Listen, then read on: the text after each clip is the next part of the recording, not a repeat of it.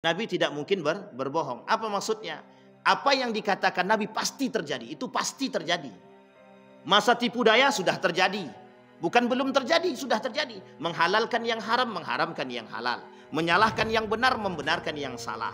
Sudah tak nampak mana yang hak dan mana yang batil, tak nampak. Kabur sekarang nih. Sekarang kita sendiri bingung. Mana pemimpin yang baik dan tak baik itu pun kita tidak tahu sekarang. Tidak tahu. Kenapa?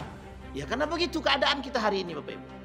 Kenapa? Karena kita tertutup, terhijab. Inilah akibatnya kalau kita dininabobokkan dengan keadaan. Ulama mengatakan sunnatullah. Artinya apa? Kalau itu menjadi sebuah sunnatullah pasti terjadi, maka dikembalikan kepada rakyatnya, dikembalikan kepada kita. Bagaimana cara kita memilih itu? Nah sekarang cara kita memilih harus dikembalikan, disandarkan kepada apa? Disandarkan kepada poin-poin yang 6 tadi dan disandarkan kepada agama. Itu yang paling penting, Bapak Ibu. Tengok dulu agama dia seperti apa. Makanya mohon maaf Bapak Ibu, kenapa Allah katakan berkali-kali di dalam Al-Quran, jangan kalian pilih pemimpin kafir. Itu ada alasan Bapak Ibu. Orang kafir, orang munafik neraka jahanam. Lah penghuni neraka jahanam kok mau kita pilih?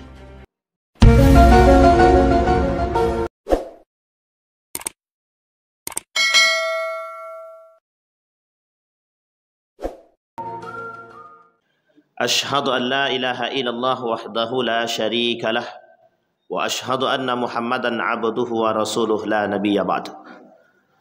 Allahumma salli wa sallim wa barik ala hadha an-nabiyil karim. Allahumma salli ala Muhammad wa ala ali Muhammad fil alamin innaka Hamidum Majid. Ya ayyuhan nasu ittaqu rabbakumul ladzi khalaqakum min nafsin wahidah wa khalaqa minha zawjaha wa batha minhuma rijalan katsiran wa nisaa'a wattaqullaha alladzi tasaaluna bihi wal arham innallaha kana 'alaikum raqiba. Wa qala Allahu ta'ala ya ayyuhalladzina amanu ittaqullaha wa qulu qawlan sadida yuslih lakum a'malakum wa yaghfir lakum dhunubakum wa man yuti'illaha wa rasulahu faqad faza fawzan 'azima. Puji syukur kehadirat Allah atas limpahan rahmat dengan mengucapkan alhamdulillahirabbil alamin. Berselawat kepada Nabi dengan mengucapkan Allahumma salli ala Muhammad wa ala ali Muhammad fil alamin innaka Hamidum Majid. Baik Bapak Ibu sekalian yang berbahagia, di subuh hari ini mudah-mudahan Allah limpahkan rahmat dan karunia-Nya kepada kita semua. Allah jadikan rumah tangga yang sakinah, mawaddah warahmah.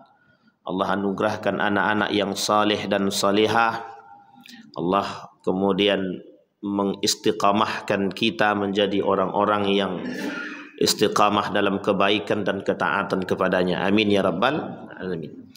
Baik Bapak Ibu sekalian yang berbahagia, di subuh hari ini kita akan coba sedikit mengangkat tentang masalah kepemimpinan dalam Islam. Kemudian kita akan coba mengkaji sedikit karena ada beberapa poin hal yang harus kita saling mengingatkan antara satu dan yang lain tentang permasalahan-permasalahan ar-riyasah. Ada kalimat pemimpin di dalam Islam itu banyak. Ada yang disebut dengan ar-riyasah, ada al-khalifah, kemudian ada al-imam. Ini penting untuk kita pahami karena kata Nabi dalam riwayat yang lain, kata Nabi dalam hadisnya itu, kita umat muslim ini diharuskan berhati-hati dengan keadaan di akhir zaman. Meski mungkin belum sampai di akhir zaman, tapi kita diperingatkan oleh Nabi untuk berhati-hati di akhir zaman itu. Kenapa demikian? Kenapa Nabi mengatakan, kenapa Nabi mengajak kita untuk berhati-hati? Karena kata Nabi, la taqumus sa'ah, tidak akan terjadi hari kiamat, kata Nabi, sampai kalian akan melihat pemimpin-pemimpin itu zalim. Pemimpin-pemimpin malikun kazzab, pemimpin-pemimpin pendusta. Ini kehati-hatian yang harus kita tanamkan dalam diri kita agar kita kelak ketika dipertanggungjawabkan atau ketika dimintai pertanggungjawaban oleh Allah, kita tak salah dalam memberikan jawaban dan pertanggungjawaban. Dalam satu catatan, seorang ulama mengatakan, berhati-hatilah kalian ketika berada di akhir zaman.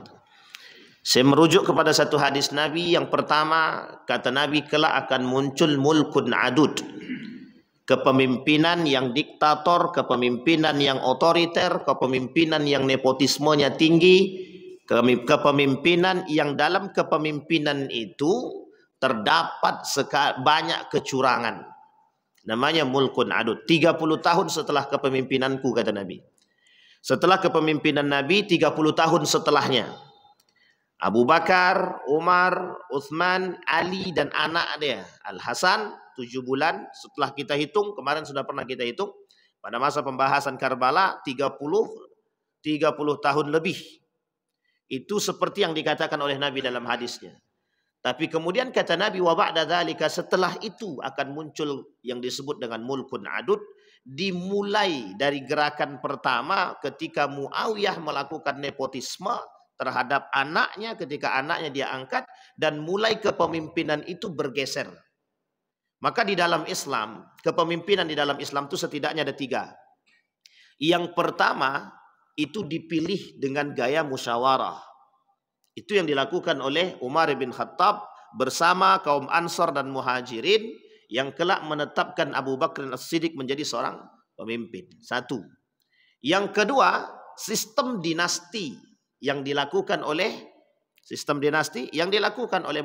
yang dilakukan oleh Muawiyah kepada anaknya, yang seharusnya dikembalikan kepada yang seharusnya dikembalikan kepada musyawarah, tapi kemudian dilakukan oleh Muawiyah, penunjukan anaknya sepihak, Yazid bin Muawiyah. Semenjak kejadian itu, pemilihan kepemimpinan sampai pada akhirnya masa runtuhnya Daulah Islamiyah atau Turki Utsmani, Daulah Utsmaniyah, masa itu semuanya sistem kekerajaan atau disebut dengan politik dinasti atau sistem dinasti. Yang ketiga, model penaklukan yang dilakukan oleh Daulah Abbasiyah kepada Umayyah dan Mongol kepada Abbasiyah. Begitu juga yang terjadi pada masa penaklukan yang dilakukan oleh Turki Utsmani, begitu juga kerajaan Saudi Arabia, dan beberapa penaklukan yang lain. Jadi 3 model. Yang pertama dipilih musyawarah, pemilihan dengan musyawarah. Kemudian yang kedua dengan sistem politik dinasti atau sistem kekerajaan. Yang ketiga penaklukan. Kalau sistem penaklukan itu jelas mana yang paling berkuasa. Daulah Abbasiyah tidak suka dengan Umayyah atau Daulah Umayyah atau Muawiyah dan lain sebagainya itu. Turunan daripada Muawiyah. Ketidaksukaan itu melihat Daulah Umayyah yang begitu besar dan sudah begitu lama memimpin, kemudian digulingkan oleh Daulah Abbasiyah. Sehingga dinasti Abbasiyah muncul kemudian. Hasil daripada penaklukan itu, mereka kemudian memegang Daulah Islamiyah atau Khilafah Islamiyah. 3 hal.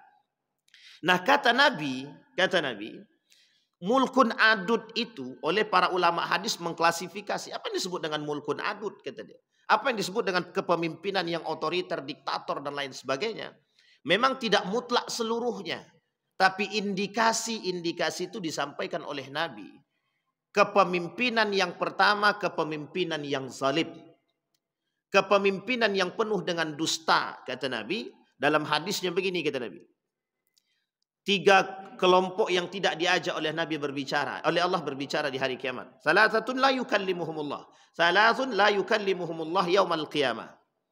Wa la yuzakkihim wa la yanzuru ilaihim wa lahum adzabun alim.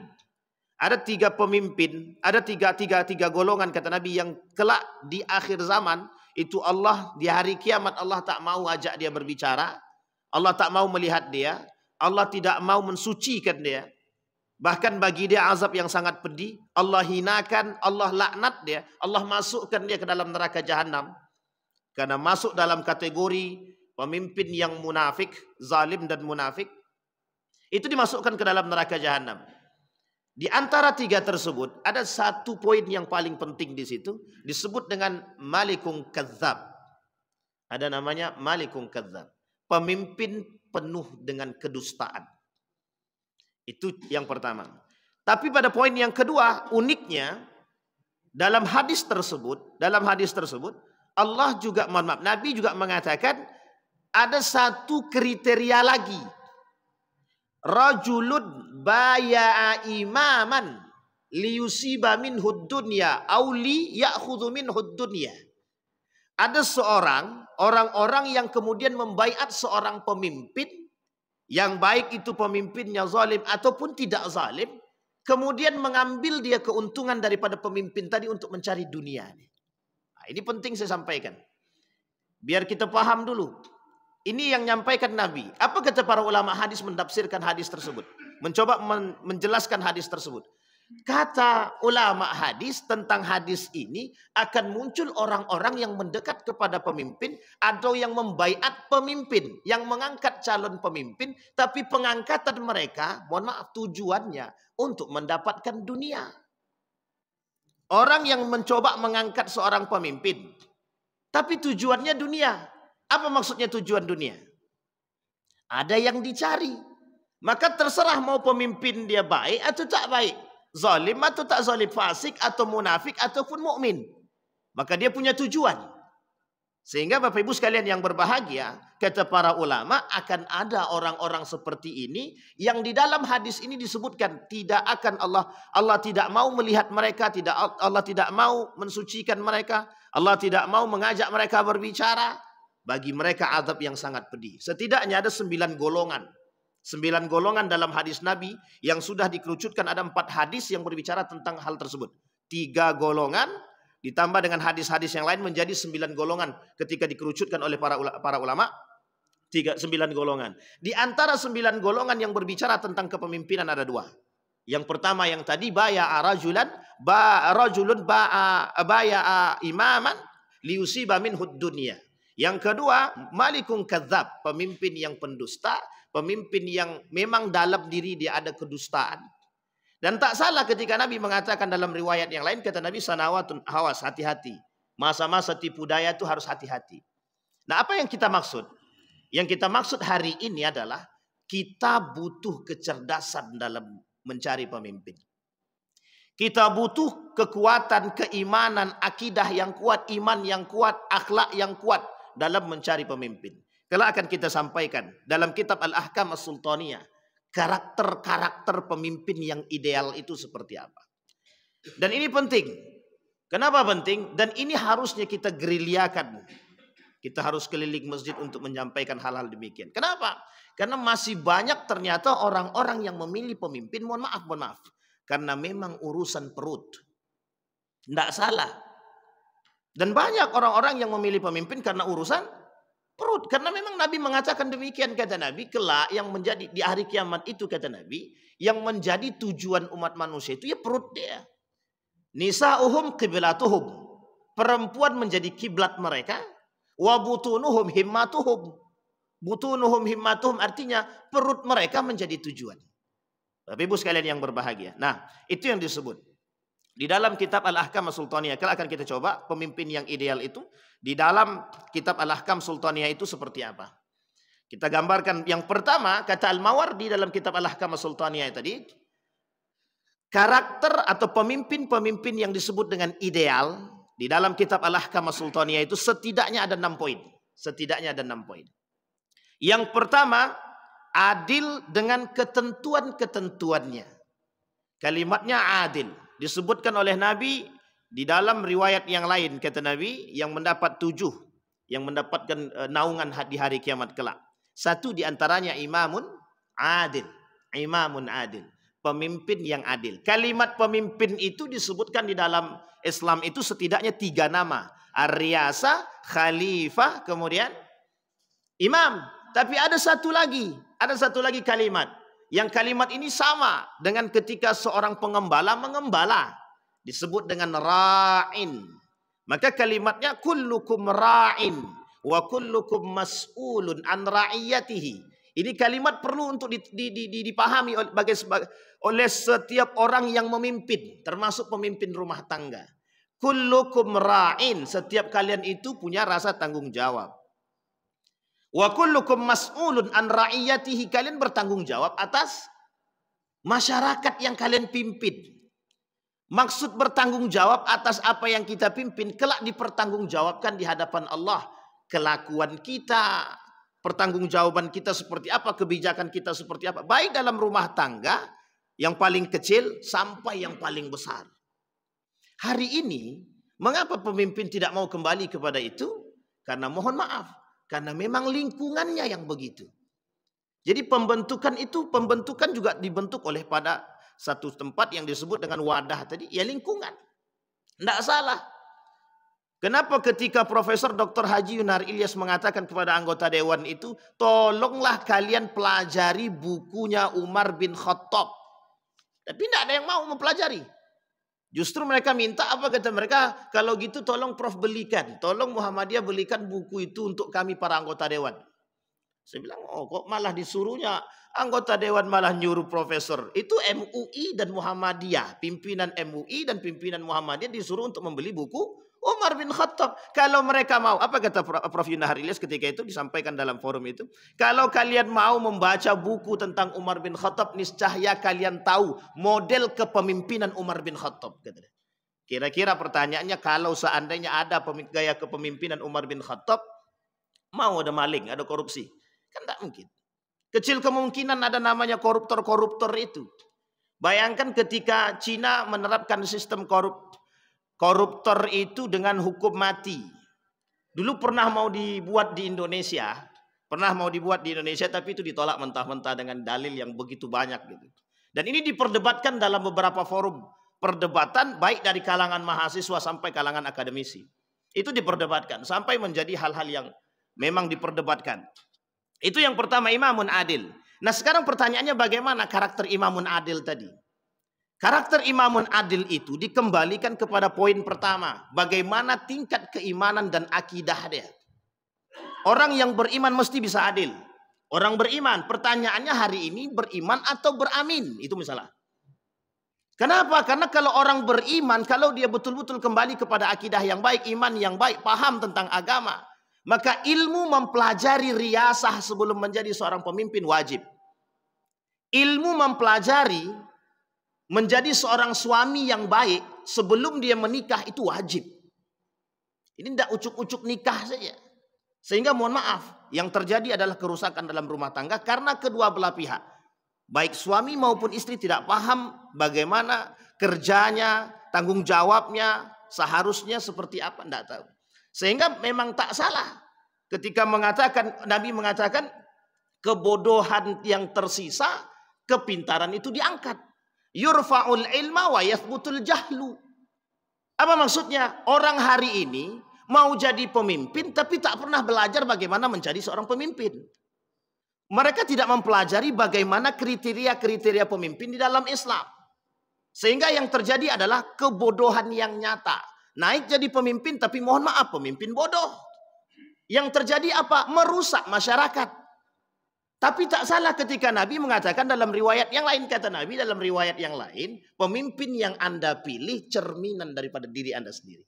Itu Allah yang katakan dalam Al-Quran. Yang kita pilih adalah cerminan kita. Maka Bapak Ibu sekalian yang berbahagia, di subuh hari ini kita mengajak bagaimana cara kita jangan sampai salah pilih. Ini bukan kampanye. Tapi memang harus kita sampaikan kepada masyarakat, jangan sampai salah pilih. Karakter dan tolak ukur pemilihan itu. Itu yang pertama, imamun adil atau karakternya adalah adil. Yang kedua, ada yang disebut dengan ilmu. Ilmu yang dibutuhkan oleh seorang pemimpin. Yang kedua itu adalah berilmu. Bukan pura-pura berilmu. Yang terjadi hari ini itu pura-pura berilmu. Justru tak berilmu. Sehingga ketika dia tak berilmu, yang di belakang dia yang membisikkan dia. Yang di belakang nih yang membisikkan. Bapak Ibu sekalian yang berbahagia, konsep yang kedua tadi adalah berilmu. Di dalam ayat Al-Quran Allah katakan begini. Ati'ullah wa ati'ur rasul wa ulil amri minkum. Taatilah Allah, taatilah Rasulnya dan ulil amri. Al-Munawi dalam tafsirnya, Ibnu Katsir dalam tafsirnya, Buya Hamka dalam tafsirnya, termasuk Quraisy Shihab dalam tafsirnya mengatakan, permasalahan kalimat ulil amri ini terbagi paling tidak ada 2 poin. Yang satu mengatakan ulil amri itu adalah ulama, yang satu mengatakan ulil amri itu adalah umara. Tetapi yang dimaksud oleh para ulama dalam tafsir itu, banyak ulama mengatakan seperti Al-Maraghi mengatakan ulil amri itu adalah ulama yang kemudian kelak menjadi umara. Sampai di sini paham ya Bapak Ibu ya. Jadi kita butuh tuh seorang alim kemudian menjadi seorang ulama. Nabi alim apa tak alim? Alim. Menjadi seorang umara, pemimpin, khalifah. Umar bin Al-Khattab dengan ketegasannya sebelum dia menjadi orang yang tegas, sebelum dia menjadi seorang pemimpin, dia alim. Alim, Umar bin Khattab alim. Abu Bakar Siddiq alim. Abu Bakar alim, Umar alim, Utsman alim, Ali alim. Al-Hasan alim, Muawiyah alim. Pertanyaannya adalah kembali kepada Yazid bin Muawiyah. Sepakat ulama, ini kita kasih tahu Bapak Ibu. Sepakat ulama Syam ketika itu terhadap kepemimpinan Yazid bin Muawiyah. Yazid itu fasik. Bahkan ada yang paling ekstrim, ulama yang paling ekstrim mengatakan Yazid bin Muawiyah itu bukan hanya fasik, tapi sesat. Itu setelah Muawiyah. Kemal Ataturk fasik atau sesat? Berani bilang fasik dan kafir? Tidak mungkin kan? Kemal Ataturk muslim apa tidak? Muslim. Sesat apa tak sesat? Ulama mengatakan, ulama Turki mengatakan Kemal Ataturk itu sesat. Lebih parah daripada Yazid bin Muawiyah. Itu Kemal Ataturk pada masa daulah. Tetapi ulama mengatakan tidak boleh mengatakan kafir ataupun sesat kepada orang yang telah berislam. Masalahnya adalah jumhur ulama sepakat akan kefasikan Yazid. Artinya Kemal Ataturk termasuk pemimpin yang munafik dan yang fasik. Tapi kalau Fir'aun mau kita katakan muslim, tak mungkin. Memang dia bukan muslim. Baik, kembali kepada poin yang kedua tadi.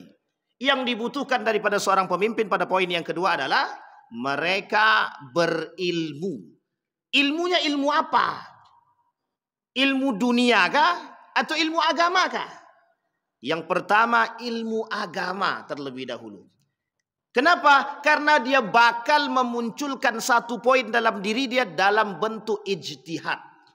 Umar bin Khattab itu orang yang paling tegas dengan ijtihadnya. Itu tidak bisa diingkari. Dari sekian banyak sejarah mengatakan, dalam kitab Syiarul Alam An-Numala itu mengatakan Umar bin Khattab itu kecerdasannya pada aspek ijtihad dia.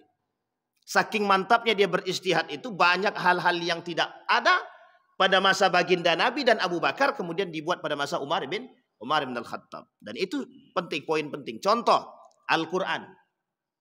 Ketika Umar bin Khattab mengatakan kepada Abu Bakar, tolong dikumpulkan mushaf-mushaf itu atau ayat-ayat Al-Quran itu yang berserakan dikumpulkan. Biar nanti generasi tahu. Apa kata Abu Bakar? Itu bid'ah.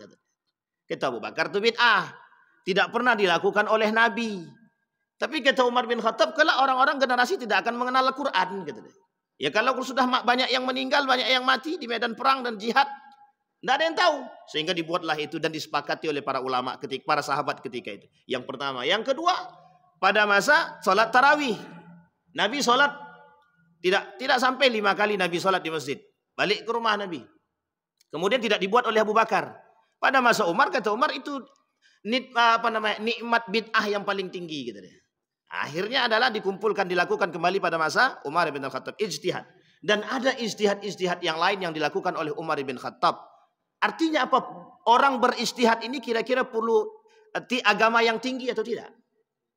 Hari ini tidak bisa sembarangan berijtihad. Aku berijtihad korupsi. Tidak bisa.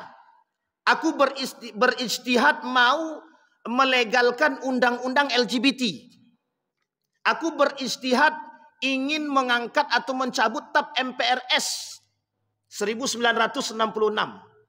Pernah terjadi Pak ya? Pencabutan TAP MPRS 1966 tentang kasus PKI. Itu zahir Bapak Ibu. Tidak mungkin berijtihad tentang itu. Dan ijtihad itu membutuhkan ilmu agama yang baik. Begitu juga ilmu sosial yang baik. Nah sekarang ini bukan tengok latar belakangnya. Agamanya tak baik. Tapi dia cerdas, Ustaz. Tapi dia adil. Dari mana datangnya mereka bisa adil tapi tak ngerti agama? Orang yang mengerti agama belum tentu adil, bagaimana orang yang tidak mengerti agama? Oh, ini poin penting bagi kita. Jadi sekarang ini muncul persepsi di kalangan masyarakat tuh, yang penting dia pintar bisa mensejahterakan, masalah agama belakangan. Nah, ini dia konsep pluralisme itu begitu, sekulerisme itu begitu. Yang penting dia paham dulu, bisa mensejahterakan, masalah agama belakangan. Akhirnya apa? Yang sekarang dipilih itu ya begitu modelnya. Artinya apa? Yang penting dia pintar dulu, cerdas dulu, belusukan dulu, terserahlah. Mau nanti dia beragama atau tak beragama, bisa baca Al-Fatihah atau tidak, terserah. Sehingga yang terjadi adalah, mohon maaf, pemimpin cerminan masyarakat. Akhirnya apa? Kita butuh, yang paling penting kita cerdaskan itu bukan hanya calon pemimpin, bukan hanya pemimpin, yang perlu dicerdaskan itu masyarakat. Karena tukang coblos itu. Sehingga muncul dalam pertanyaan, berdosakah ketika kita salah memilih? Kalau memilihnya dengan nafsu, berdosa. Aku tahu dia dan aku bisa dapatkan keuntungan dari aku coblos dia. Nah, itu dia, kalau udah begitu tuh salah apa tak salah? Salah, berdosa. Memilih pemimpin yang kemudian, mohon maaf, kita tahu kezoliman pemimpin. Kita tahu kefasikan dia. Ini tahu fasiknya dia, tahu munafiknya dia, tahu ahli korupsinya dan lain sebagainya. Masih dipilih juga. Ini muskilah. Berdosakah kita memilih pemimpin yang zalim? Berdosa. Jelas dosanya. Kalau ada pemimpin yang tidak zalim, kemudian ada pemimpin yang zalim, yang kita pilih yang mana? Jelas yang tidak zalim, Ustaz. Betul. Kalau semuanya zalim, gimana kita milihnya? Itu sudah disampaikan oleh Umar bin Khattab. Laisal akil man ya'riful khaira baina syarr, walakinnal akil man ya'riful khaira baina syarrain, kata Umar bin Khattab. Butuhnya masyarakat cerdas itu di situ. Apa kata Umar bin Khattab? Yang pinter itu bukan memilih mana yang baik dan buruk. Itu jelas, mana baik mana buruk jelas. Tapi bagaimana cara mereka memilih di antara dua kejelekan itu? Di antara dua kejelekan itu mana yang paling kecil, yang paling sedikit kesalahannya? Atau mana yang paling tinggi amal ibadahnya? Rujukannya kemana? Kalau ada pemimpin yang tak mengerti agama, tapi kemudian ada calon pemimpin mengerti agama dan tidak mengerti agama, yang kita pilih? Jangan cepat-cepat memvonis begitu. Begitukah kata para ulama? Ulama berbeda pendapat. Tolak ukur yang pertama yang bisa kita jadikan adalah agama. Yang kedua baru kecerdasan. Ini yang penting. Yang jangan memilih dengan nafsu.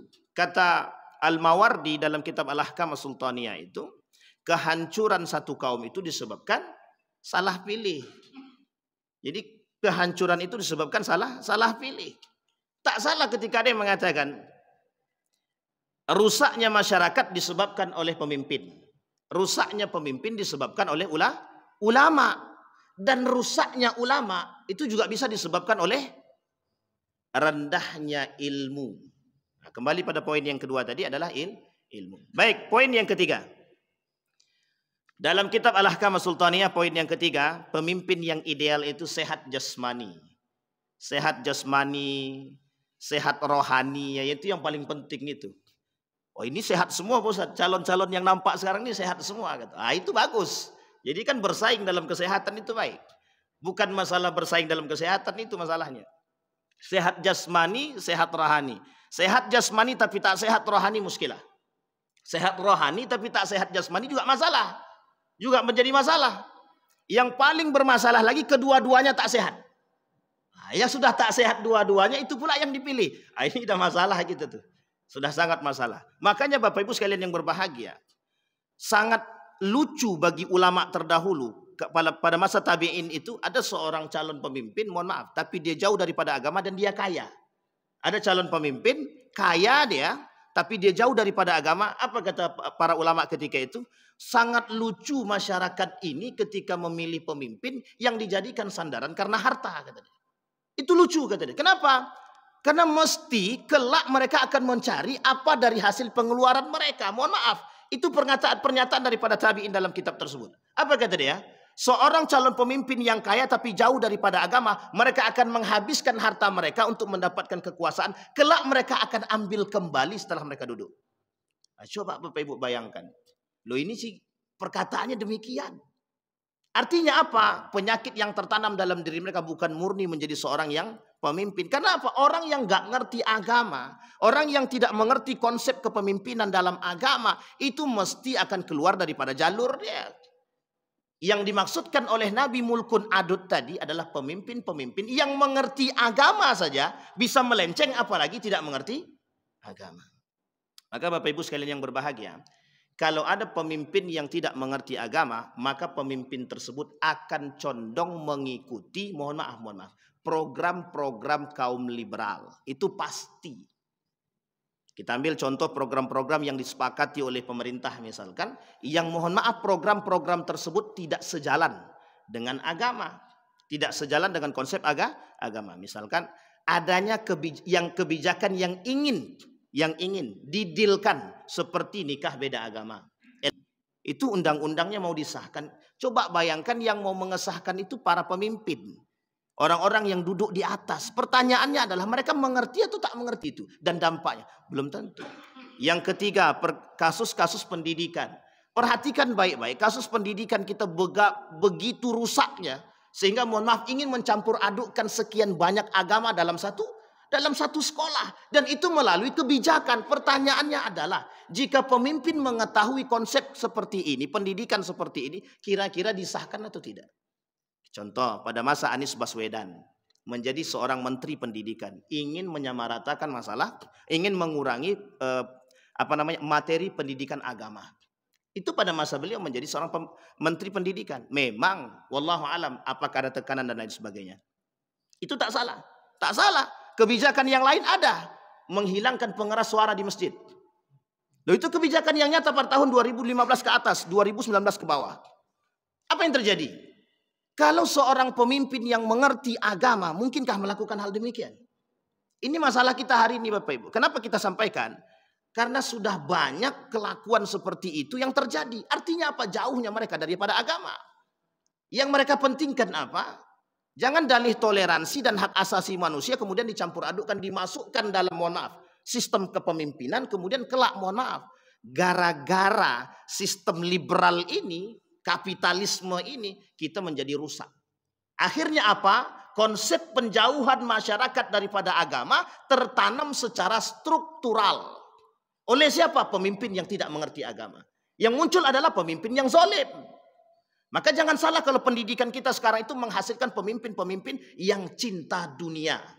Karena yang disandarkan kepada mereka adalah bagaimana meraup keuntungan yang besar, jauh daripada agama. Bukan agama yang disandarkan. Hos Cokro Aminoto punya dua murid yang terkenal. Soekarno. Yang kedua, Kartosuwiryo. Kedua-duanya, yang satu negara Republik Indonesia, yang satunya lagi negara Islam Indonesia, NII. Itu Kartosuwiryo. Yang kedua, kalau Soekarno dia lebih memilih negara Republik Indonesia. Sementara Kartosuwiryo memilih menjadi negara Islam Indonesia. Dan kedua-duanya di bawah satu di bawah satu guru. Siapa itu? Hos Cokro Aminoto. Gurunya sama, orangnya berbeda. Pertanyaannya adalah mana yang paling eksis di antara dua itu dan apa dampak daripadanya. Itu kan kita bisa lihat Bapak Ibu. Baik, kembali pada poin yang ketiga tadi. Sehat jasmani. Sekarang kita masuk poin yang keempat. Normal tidak cacat. Nah, ini tidak mengatakan siapapun ya, tapi begitu konsepnya dalam kitab Al-Ahkam As-Sultaniyah. Tidak cacat, normal. Yang tidak menghalanginya untuk bergerak dan bereaksi, berbuat, beraktivitas dan lain sebagainya. Oh iya, itu jelas Bapak Ibu. Nggak mungkin pula kita pilih yang sudah cacat kan. Kakinya rusak, tangannya rusak, matanya rusak. Kemudian apanya lagi? Itu tak mungkin pula kita pilih. Tapi kalaupun ada pemilihan itu tergantunglah. Tergantung akal sehat kata Rocky Gerung. Baik, yang kelima bijak. Nah, ini yang tidak dimiliki Bapak Ibu. Yang kelima ini bijak. Kenapa disandarkan kepada kebijakan? Bijak ini itu disandarkan kepada seorang yang alim ketika itu, Umar bin Al-Khattab. Itu bijaknya Umar itulah yang kemudian oleh Prof. Yunahar Ilyas katakan, cobalah kalian pelajari itu dan pahami. Yang ingin dimaksud oleh beliau adalah bagaimana kebijakan, bagaimana sifat bijaknya Umar bin Khattab itu bisa tertanam. Oh, tak bisa seperti Umar bin Khattab, tak apa-apa, seperti Umar bin Abdul Aziz lah paling tidak. Paling tidak seperti, kalau tidak bisa seperti Umar bin Khattab, seperti Umar bin Abdul Aziz. 2 tahun hilang kemiskinan, 2 tahun hilang kriminal, 2 tahun hilang segalanya. Kesejahteraan yang muncul. Masalahnya bijak di sini mesti ada porsinya. Nah hari ini tuh bijak tuh pakai porsi. Bijak kepada siapa dulu dan tidak bijak kepada siapa. Artinya apa? Bijaknya itu pilih kasih. Jadi bijak tuh pilih kasih. Itu dah tak bijak. Sudah tidak bijak. Di dalam Al-Quran kalimat adil itu ada 2. Ada namanya al-qistu. Ada yang kedua adil. Tapi kalau kebijaksanaan di dalam Al-Quran disebut dengan al-hikam. Hikmah. Hikmah itu artinya bijaksana.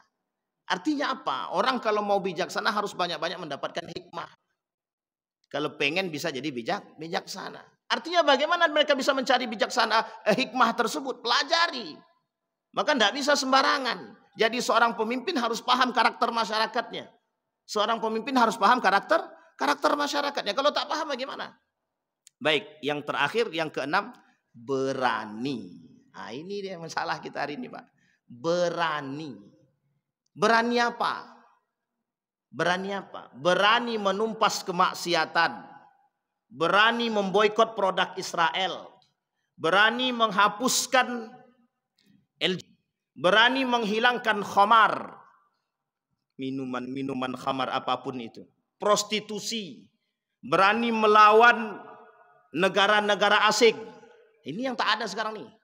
Kita kerjasama, bukan melawan tapi bekerja sama. Mencari keuntungan. Keberanian Umar bin Khattab itu tertanam. Keberanian Sultan Abdul Hamid itu nyata. Sultan Abdul Hamid itu yang dilawannya para saudagar kaya Yahudi. Baik dari Jerman, Inggris, Prancis. Datang minta tanah. Meskipun kecil, apa kata Sultan Abdul Hamid? Tidak ada sedikit tempat pun untuk dirimu. Itu Sultan Abdul Hamid. Sekarang kita butuh Sultan Abdul Hamid yang lain. Kenapa? Kekacauan negara ini disebabkan karena apa? Jauhnya mereka dari agama. Muncul pernyataan dari kaum liberal. Apa kata kaum liberal? Yang hari ini kita butuhkan bukan agama. Karena kalau agama yang dimasukkan ke dalam kepemimpinan, rusak negara ini. Nah, begitu konsep mereka. Artinya apa? Orang yang bisa membangun negara, memimpin negara ini orang-orang yang cerdas tanpa agama. Ini konsep siapa? Komunis. Ini konsep siapa? Kapitalis, Marxis. Ini perlu kita sampaikan Bapak Ibu. Konsepnya komunisme. Ideologi komunisme itu ideologi anti Tuhan, anti agama. Anti Tuhan, jangan salah Bapak Ibu. PKI masih hidup. Mati belum? PKI itu masih hidup. Yang harus kita antisipasi kebangkitannya. Harus berani kita tumpas itu Pak. Harus berani. Kalau satu orang mungkin lemah. Kalau rame-rame kuat. Masalahnya hari ini bergerak sendiri-sendiri. Umat muslim hari ini tuh bergerak sendiri-sendiri. Pemimpinnya kemana, rakyatnya kemana. Rakyatnya menolak, pemimpinnya bergabung. Coba kita ambil contoh misalkan kasus Israel. Kasus Yahudi. Kasusnya Palestina. Masyarakatnya memboikot produk Israel. Pemerintahnya memberikan masuk. Gimana mau nyambung? Sampai kapan kita mau begitu?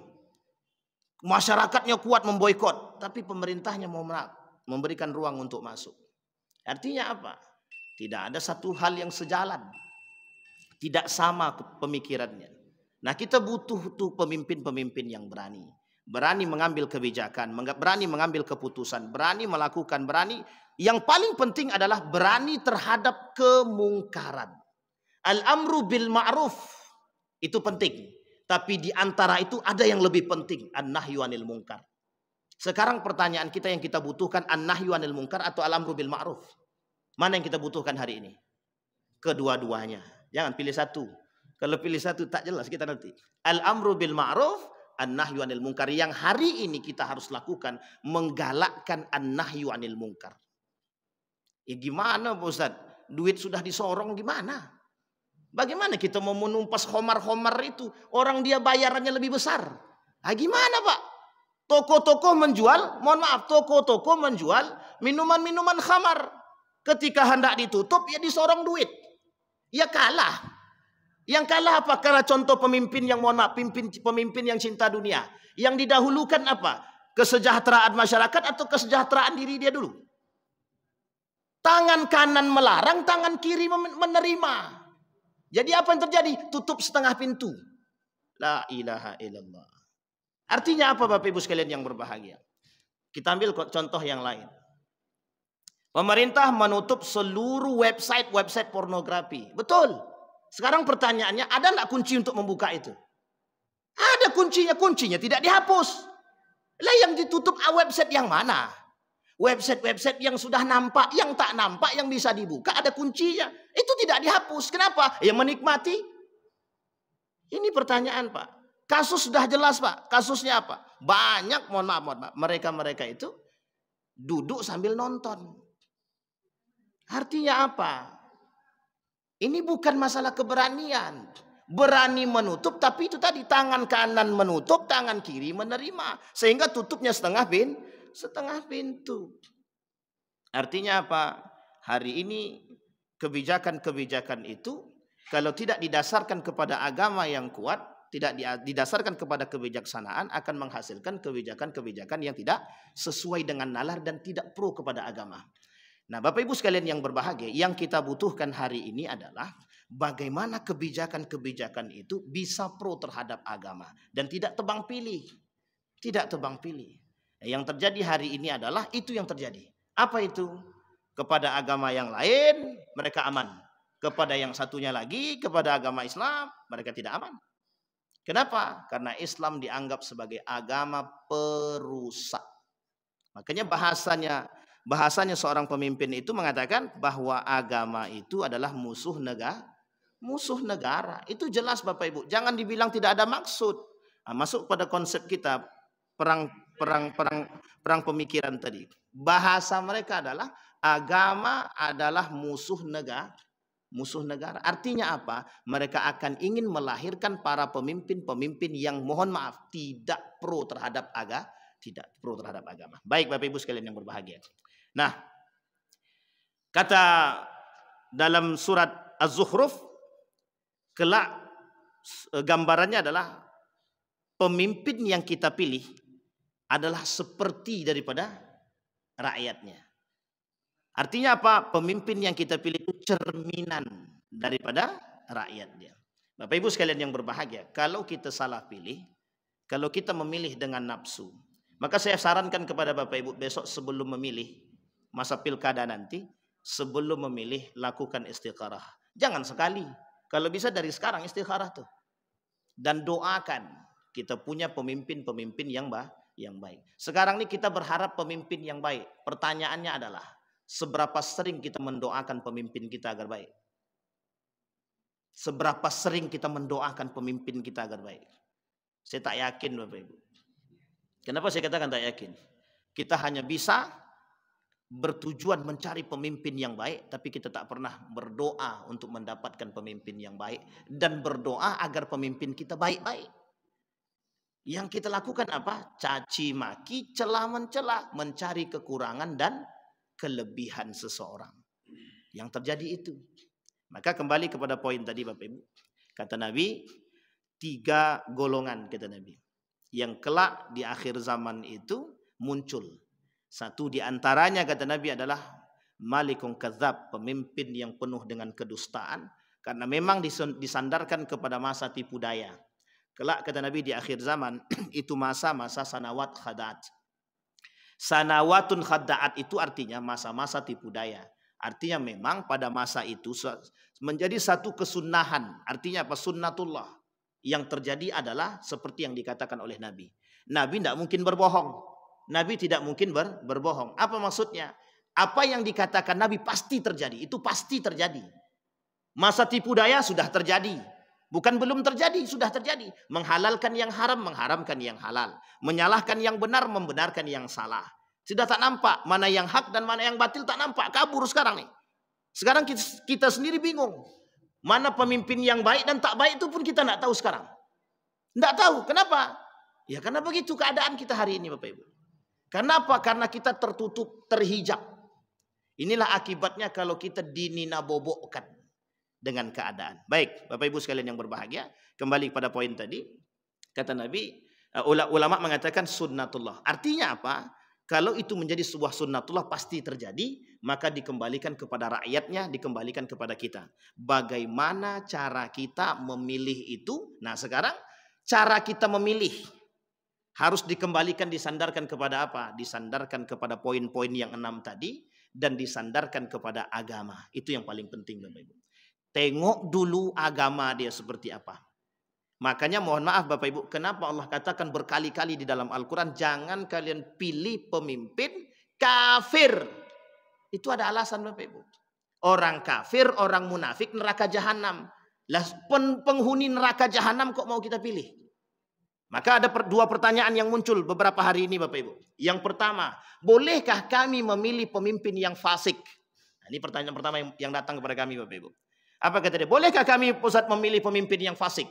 Pertanyaannya adalah, ada tidak di antara itu yang tidak fasik? Itu pertanyaannya. Kalau ada yang tidak fasik, otomatis kita pilih ya yang tidak fasik. Pertanyaannya kalau fasik semua, pertanyaannya fasiknya seperti apa? Kalau fasiknya seperti Yazid bin Muawiyah, ya kita harus cari yang lebih rendah daripada itu. Artinya apa? Kalau semua calon pemimpin ini fasik, cari yang sedikit kefasikan. Tapi semuanya itu sedikit fasiknya Ustaz. Cari yang paling dekat dengan masjid. Begitu, memang harus begitu karena tolak ukurnya di situ. Bapak Ibu sekalian yang berbahagia, contoh kepemimpinan itu di dalam masjid. Contoh kepemimpinan itu di dalam masjid. Kenapa kita katakan yang kembali kepada masjid? Kalau kembalinya ke, mohon maaf, kalau kembalinya ke tempat karaoke, kembalinya ke sana, oh ya itu tidak mungkin Bapak Ibu. Tidak bisa kita jadikan. Sudah tahu permainannya begitu masih kita pilih yang berdosa kita. Yang berdosa yang memilih. Nah, itu pertanyaan pertama. Sekarang pertanyaan yang kedua. Apa hukumnya Pak Ustadz memilih pemimpin munafik? Ya beda tipis. Abu Hanifah mengatakan haram memilih pemimpin munafik. Haram. Pertanyaannya, Anda tahu dia munafik atau tidak? Kalau kita tahu dia munafik, maka tak boleh kita memilih. Tapi sekarang Pak Ustadz ada satu munafik, satu kafir. Mana yang harus kita pilih? Ada munafik, ada kafir. Mana yang harus kita pilih? Ini harus milih Pak Ustadz. Iya, memang harus milih. Kalau tak milih, golput namanya. Lebih haram lagi. Sekarang ada pemimpin munafik, ada pemimpin kafir. Mana yang kita pilih Bapak Ibu? Jelas munafik? Bukan. Kalau ada yang lain yang bisa kita usung, yang lain kita usung. Itu kalau ada. Tapi kalau tak ada, berikhtiarlah kepada Allah. Sampai di sini paham Bapak Ibu? Karena kalau kafir yang memimpin, sama. Kalau munafik yang memimpin, ya sebenarnya yang lebih berbahaya di antara kafir dan munafik itu adalah munafik. Tapi pertanyaannya kalau disandarkan kepada agama bagaimana? Kata Imam Abu Hanifah, haram memilih pemimpin munafik. Itu kata Imam Abu Hanifah. Baik, poin pertama, memilih pemimpin yang fasik, ulama berbeda pendapat, tergantung tingkat kefasikan dia. Artinya apa? Kalau memang tidak ada pilihan, maka diperbolehkan memilih itu dengan catatan ada orang-orang yang bisa memberikan nasihat kepada mereka. Kalau tidak ada orang-orang yang memberikan nasihat, ini bermasalah. Maka sebagai seorang pemimpin wajib, bagi seorang pemimpin wajib menggandeng orang alim agar bisa memberikan nasihat. Masalahnya bukan itu Ustaz. Masalahnya astagfirullahaladzim, na'udzubillahi min dzalik. Masalahnya adalah bagaimana alimnya, bagaimana seorang yang ulama tadi, yang alim tadi, apakah dia bisa lebih kuat daripada seorang pemimpin tadi atau tidak. Masalahnya hari ini begitu Bapak Ibu. Ada namanya Izzuddin, Abu Izzuddin. Pada masa Abu Izzuddin itu suara dia paling didengar, yang paling didengar oleh pemimpin, oleh masyarakat. Sehingga satu ketika keinginan pemimpin tersebut itu bertolak belakang daripada keinginannya Abu Izzuddin. Apa kata Abu Izzuddin? Kalau begitu ambil urusanmu, aku tinggalkan dirimu. Sama seperti siapa? Imam Al-Ghazali. Imam Al-Ghazali begitu. Ketika dimintai nasihat, dinasihati. Pemimpinnya jalan baik. Ketika masih baik pemimpinnya, Imam Al-Ghazali masih ngikut dan menjadi penasehat. Tapi ketika menyeleweng dari yang seperti yang dikatakan oleh seperti yang dilakukan oleh pemerintah dan menyeleweng daripada agama, apa kata Imam Al-Ghazali? Hari ini aku keluar dari kepemimpinanmu. Ya, coba baik. Sekarang tidak begitu. Yang penting kita dukung lah, kan begitu. Ini menjadi masalah. Maka siapapun calon pemimpinnya kita berharap mereka bisa menggandeng para alim agar apa? Agar bisa tetap terkontrol. Yang harusnya dipilih adalah alim yang beneran, bukan yang alim-aliman. Nah, yang menjadi masalah adalah kata Nabi, kelak di akhir zaman itu kata Nabi, yang paling berbahaya bukan Dajjal saja. Yang paling berbahaya, yang lebih berbahaya daripada Dajjal itu apa? Ulama su, kata Nabi. Alim su. Seorang ulama yang mohon maaf punya karakter-karakter yang su, yang buruk. Saya kira itu saja Bapak Ibu. Ada pertanyaan? Tidak ada, alhamdulillah. Ya, kalau bantu tanya kan panjang cerita. Baik, ada pertanyaan Bapak Ibu? Alhamdulillah, semuanya terang benderang ini. Karena sudah mau masa pemilihan kayaknya semakin terang ya. Insya Allah. Sudah siap ya Bapak Ibu yang mengantongi nama-nama tertentu ya Bapak Ibu?